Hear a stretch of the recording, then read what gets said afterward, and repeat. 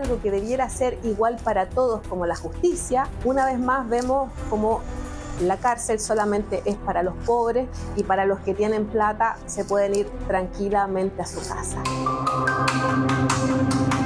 Es inaceptable que Eduardo Macaya, condenado por abuso sexual, reciba un trato tan permisivo como es el arresto domiciliario.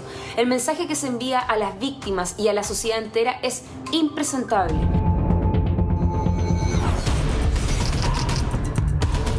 Cargando un bolso de color negro en su espalda, el condenado a 6 años de prisión por 2 delitos de abuso sexual a menores, Eduardo Macaya Centilli, dejó la cárcel de Rancagua a pocas horas de su ingreso luego de que la Corte de Apelaciones de dicha ciudad revocara la medida de prisión preventiva que pesaba en su contra, una situación que generó el rechazo de muchos. Eduardo Juan Macaya Centilli es un ingeniero agrónomo de 72 años, empresario vinícola que a fines de mayo de 2023 supo sería denunciado tras el llamado telefónico de uno de los padres de las menores abusadas. De los 4 hechos denunciados, Macaya fue condenado solo por 2. Según la propia investigación, algunos de estos abusos habrían ocurrido en la casa de Macaya ubicada en el Fundo Santa Elena, Viña Macaya sin número. Según Bio Bio Investiga, una de las menores le cuenta a su padre lo ocurrido y especifica que ella logró grabar abusos en contra de otra víctima. Con esta revelación, el padre de la menor enfrenta a Eduardo Macaya vía telefónica. ¿Vas a decir que eso no es cierto? No. Sí, fíjate que sí, porque incluso pude ver los videos. Por favor, escúchame. Yo con tu hija cuando era más chica siempre jugábamos con las niñitas y todo, con la cosquilla. La niña no lo está inventando. ¿Pero estás tonto? No. El que está tonto y está enfermo eres tú. La conversación continúa y es el padre de la menor quien le dice que hará públicos los videos. Voy a hacer tu imagen porque lo que hiciste no tiene nombre. No tiene nombre. No. Tú te pasaste. Yo tenía confianza cuando iban para allá y jamás me imaginé que tú podías hacer una cuestión así. No. Según relata el mismo artículo, la casa de los Macaya era un lugar acogedor y entretenido para niños y adultos. Tiene jardines, una piscina, terraza y cancha de pádel. Hay una sala de estar, otra de pool y un quincho donde la familia compartía almuerzos y reuniones que organizaba el acusado y su esposa. Lo que sí te pido, por favor, no le la vida a mi hijo. No le la vida a mi hijo. Y tú se la a la mía. Mi hija vale menos que lo que me estáis diciendo. No le a la vida a mi hijo. Por favor, tú pensáis por tu hijo y yo pienso por la mía. El 30 de mayo de 2023, la denuncia fue recibida en un cuartel de la PDI, lugar en el que se recepcionó el material entregado por el padre de esta menor. Bio Bio publica que, según explicaría la fiscal del caso, la postura del entorno familiar del imputado es negar la ocurrencia de los hechos o que estos hechos no son delitos, algo que el padre de la menor compartiría. Prueba de esto sería el llamado de una familiar de Eduardo Macaya a él. Mira, no te voy a pedir que no hagas lo que creas que tengas que hacer, pero simplemente te quiero hacer ver que esta es una cosa muy grave, que quizá es un malentendido. Tú sabes cómo es mi papá, es de mucho contacto físico, es de muchos toqueteos, así como de cariño.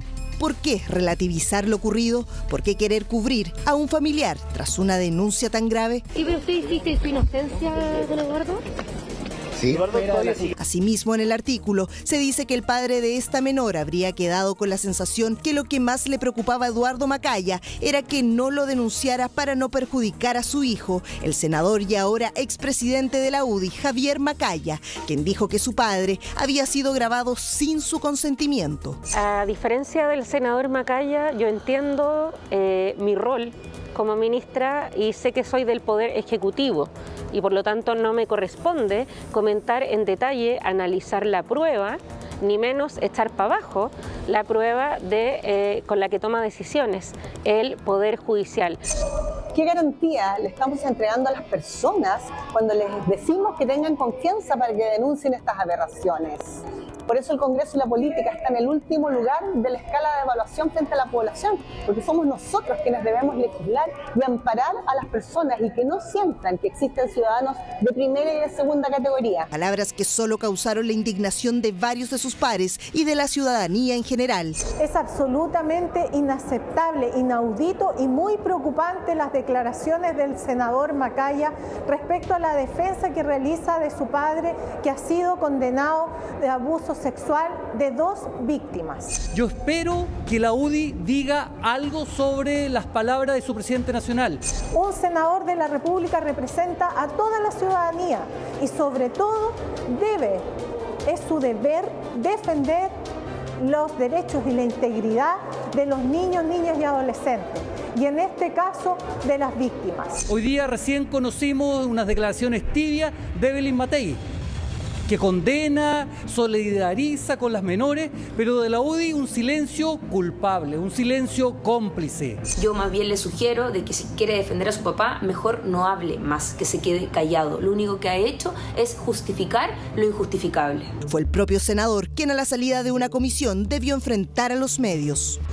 Bien, senador, bueno, si nos pudiese comentar respecto a...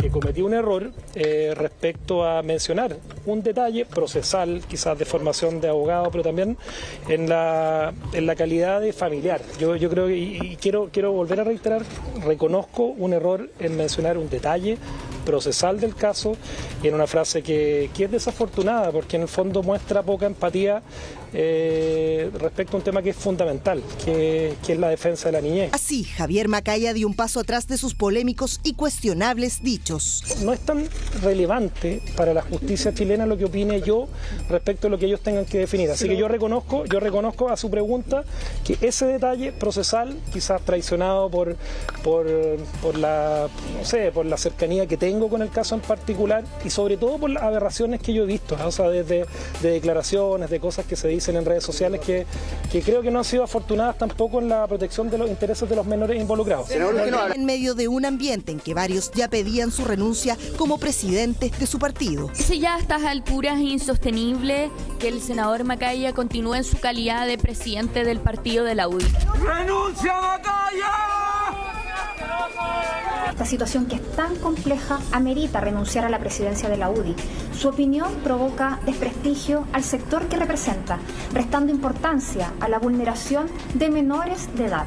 Pido perdón porque como sociedad no podemos permitir esto. Minutos más tarde se confirmó, Javier Macaya dejó de ser el timonel de la UDI. Con la renuncia del senador Macaya, al fin ha primado la cordura. Sin embargo, esta renuncia debió haberse realizado mucho antes y no bajo manifiestas presiones. Toda vez que uno puede comprender que tenga dolor como hijo producto de los graves y atroces actos en que ha sido condenado su padre por abuso de menores. Pero lo que no podía comprender y no se puede comprender es que el hijo, que siendo presidente de un partido, la UDI, que ha señalado la defensa y la protección de los menores en el país, haya tenido una posición de defensa irrestricta al padre, que está comprobado cometió actos absolutamente deleznables en relación, ¿no es cierto?, a menores de edad. Además, otro de los puntos que se tomó la agenda fue el presunto trato preferencial a Eduardo Macaya en el complejo penitenciario de Rancagua. La Dirección Nacional de Gendarmería de Chile instruyó la realización de un sumario administrativo y designó un fiscal del nivel central, lo anterior a objeto de establecer la veracidad de dichos antecedentes y eventuales responsabilidades en la correcta aplicación de protocolos y procedimientos. Es inaceptable que Eduardo Macaya, condenado por abuso sexual, reciba un trato tan permisivo como es el arresto domiciliario. El mensaje que se envía a las víctimas y a la sociedad entera es impresentable. O sea, la justicia no es igual para todos y que los poderosos pueden eludir las consecuencias de sus actos aberrantes. Se suma otro polémico ingrediente, ya que la defensa del condenado, el abogado Sergio Salas, comparte y es pareja de la abogada de menores de edad que aparecen como víctima del caso, la exdefensora de la niñez, Patricia Muñoz. Yo no tengo ninguna intervención jurídica en la defensa del señor Macaya. Esa defensa la ejerce Sergio Salas. Creo firmemente, porque estudié Derecho por algo, que el ejercicio del derecho a defensa es un derecho que tenemos todos y que ojalá todos tengan la posibilidad de contar con un abogado de la calidad profesional que tiene Sergio, que tengo yo y que tienen muchos de nuestros colegas. Dicho eso, mi intervención ha tenido como único objeto, y no puedo estar más convencida de haber hecho lo que hice, de defender a niñas de la vulneración flagrante a sus derechos que representa, que eso permita a la prensa y permita a todas las personas que se permitan hablar de ellas, identificarlas y contar situaciones que ellas no tienen por qué vivir en términos de injerencia en su vida privada, que afecta su honra, que afecta su dignidad. Antes de la denuncia formal, los videos ya eran tema de conversación en la familia. Así se concluye de una conversación de WhatsApp entre dos mujeres pertenecientes al círculo familiar. Según fuentes de BioBio, el intercambio se produjo luego de una reunión online por Meet, donde se mostraron los videos. Anoche vi de nuevo los videos con calma y había uno que no había visto, el peor a mi juicio. El llamado que queremos hacer es un llamado al cuidado. ¿Por qué? Porque nos ha costado muchos años como país el correr el velo respecto al abuso sexual infantil, en que esto se denuncie, en que esto se persiga penalmente. Y todos los actores institucionales y políticos tenemos responsabilidad en proteger eso que ha costado tanto.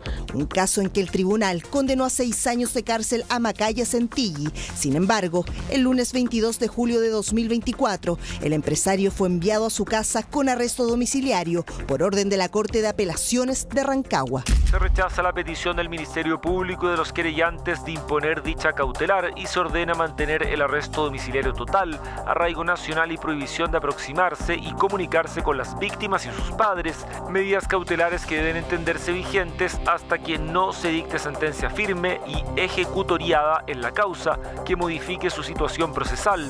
De esa inmediata orden de libertad al imputado si no se estuviere privado de ella por otra causa o motivo.